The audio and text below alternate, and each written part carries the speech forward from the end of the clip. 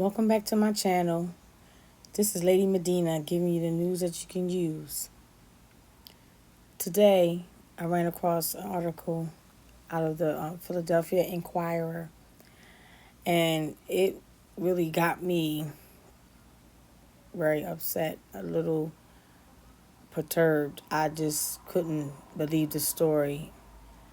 As I read this to you, you'll see why. And that article comes from the Philadelphia Inquirer. The rape of a passenger on a SEPTA train one night last week lasted about 6 minutes, and other passengers not only looked on but appeared to point their smartphones at the assault as it happened, police said Monday. But the only person to call 911 during the attack was an off duty SEPTA employee whose quick thinking allowed transit police officers to arrive 3 minutes later, interrupt the assault, and arrest the alleged rapists, newly filed records show.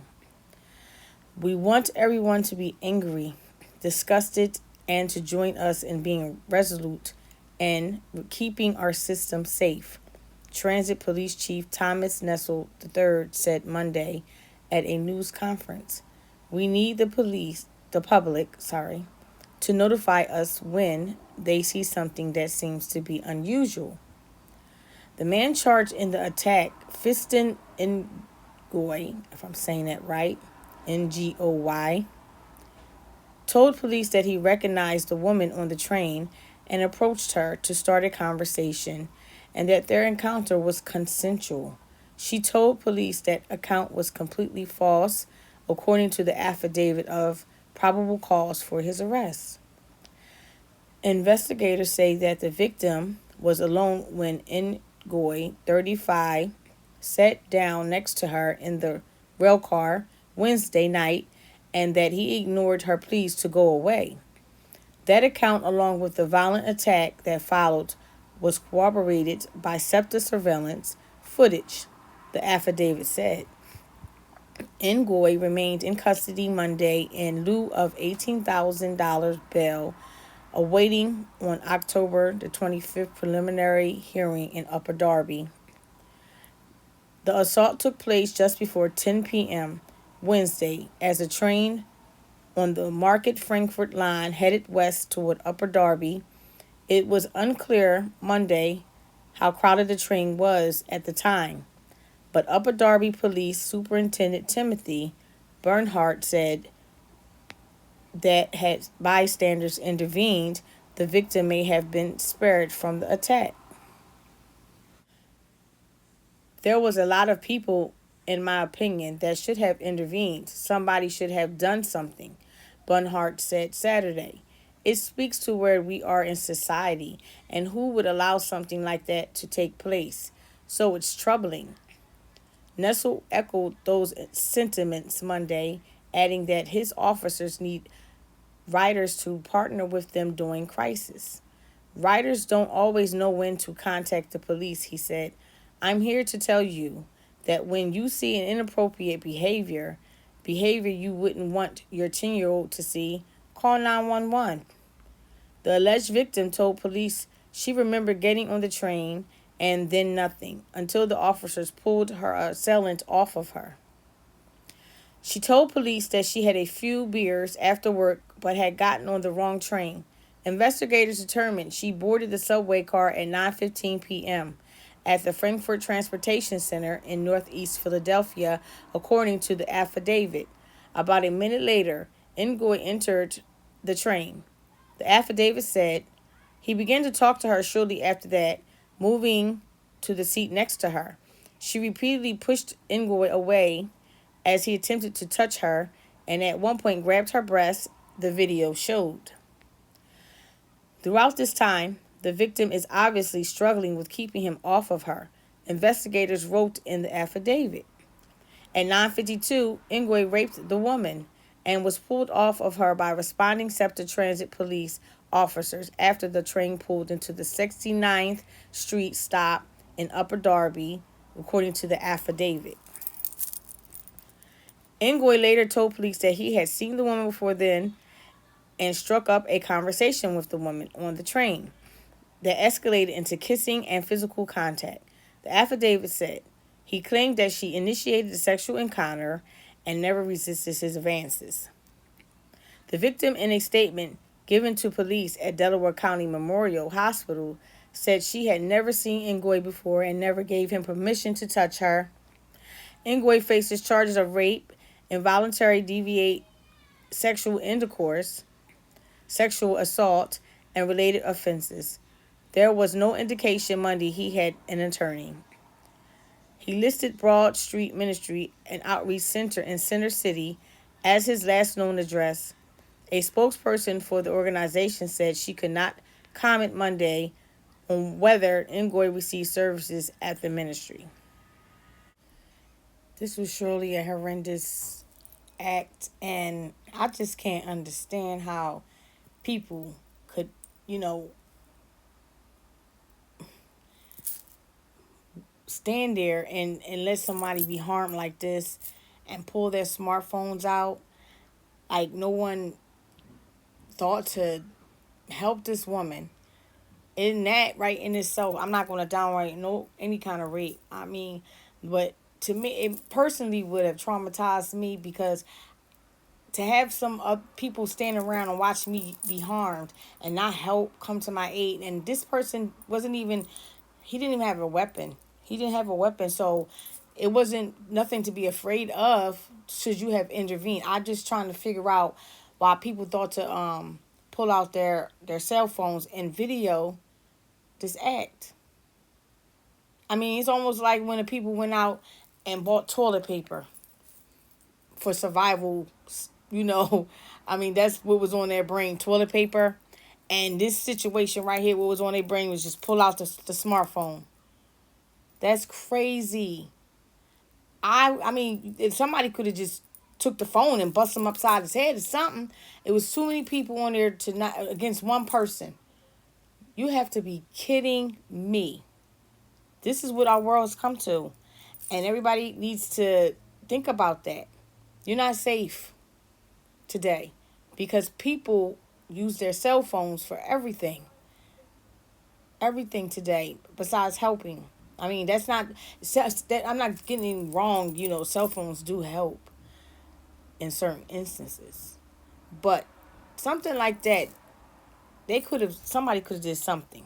And it shows that people were it was a lot of people there. That's what the article said. So y'all just stood around with y'all cell phones and videotaped this woman getting raped. That is sick. Those people that took and put their phones out, they're sick. They're just as sick as the rapists. That's my opinion. And I mean, unless they need help or whatever the case is, but, you know, I mean, it seems every day we hear of the unbelievable things unfolding all around the world today. If it's not one thing, it's another. You don't want to believe it, but it's some real stuff going on in very big measures.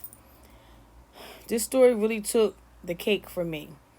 It really boggles my mind that there were actually onlookers who stood by and watched a crime being committed of this magnitude. Are we really that complacent that we don't know what and how to do anything? Because if that is the case, then I'm going to give you some expert information, and, you know, them revealing the tips maybe that may help somebody, because in cases like this, you know, something could have been done. And just in case some people don't know what to do, I'm going to give those tips. Some of them I agree with and some of them I don't. Maybe I might interject and say, well, because our cell phone was not necessary, honey, because on the septic, they have surveillance cameras. They don't need you to pull your cell phone out. They don't need you to. As you can see, they were able to see people looking while this lady got raped. So you didn't need your cell phones, okay? Not for this situation. What you needed to do was jumped on that man and pulled him off like them cops did when they got in there. They were able to do that. Why couldn't anyone on that train do that? It's the question. But here are some tips, okay? Other passengers were in a SEPTA train car while a woman was being raped on the Market Frankfurt line on Wednesday night. But no one called 911, according to authorities, who reminded the public this weekend to do something when witnessing an emergency. Experts call that being an active bystander, someone who steps in when safe to do so, rather than ignoring a harmful situation. Active bystander tactics can be used to disrupt any type of harm, from a violent assault like the one that occurred on SEPTA to everyday harassment in workplace. After hate crimes against Asians in the United States rose when the coronavirus pandemic began, for instance, advocates called on bystanders to intervene if they saw people being harassed, and bystanders' smartphone videos have played critical roles in exposing police brutality, such as the murder of George Floyd, and catalyzing protests and other action.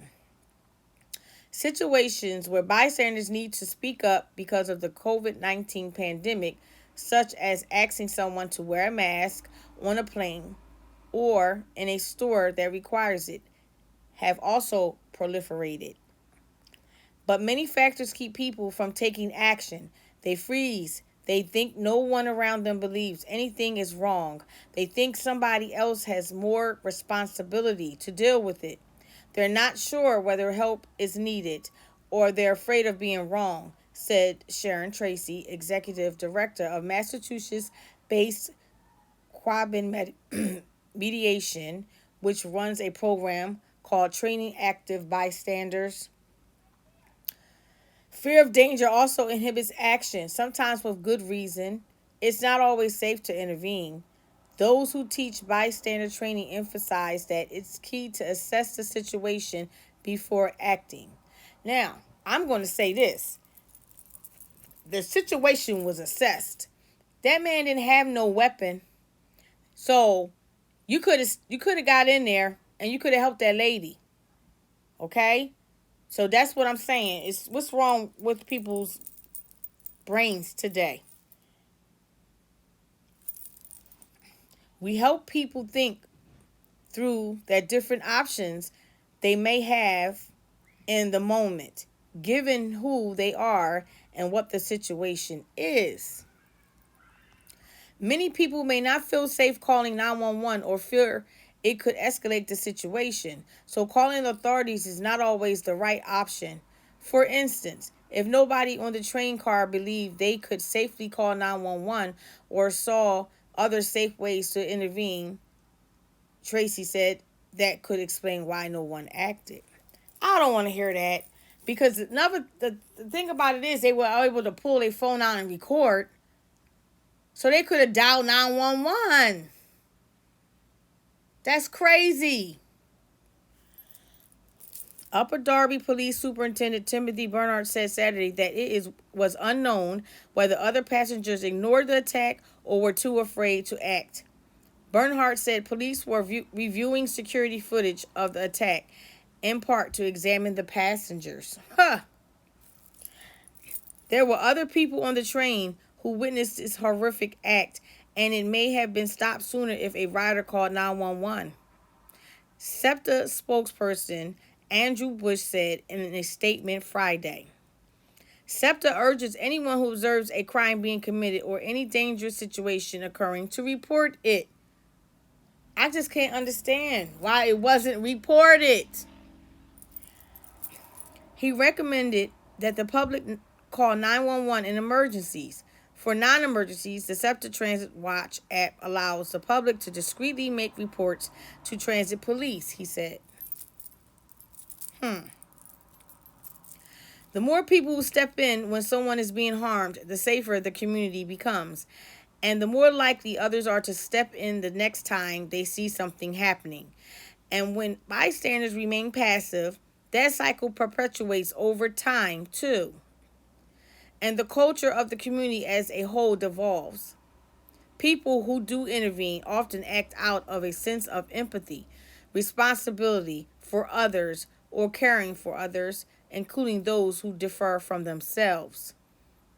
See, and that's what's not going on in the world today. So, what you can do, okay, in the cases like this, is what they say. And it says how to intervene depends on who you are, what the situation is, and the level of danger. Okay? Because he didn't have anything, so why they didn't step in, I'm just trying to figure it out. Some ways to be an active bystander are directly address the situation by telling the harasser to stop. Call for help. That could mean calling 911, as police said passengers on the train car should have done, or calling other people with authority in the situation. It could also mean recruiting other allies, which was plenty of them on there. They could have jumped them. Yep, they should have did that. Yeah. And also, you can also delegate actions to people present. That's what I'm saying. I would never want to be caught on a train with any of those people that were on there. Never. Distract from the situation. Okay? The green dot. It's called Hollaback Programs recommend do anything you can do to interrupt, striking up conversation, pretending to need directions, getting in the way, physically or causing a commotion by dropping something or being loud.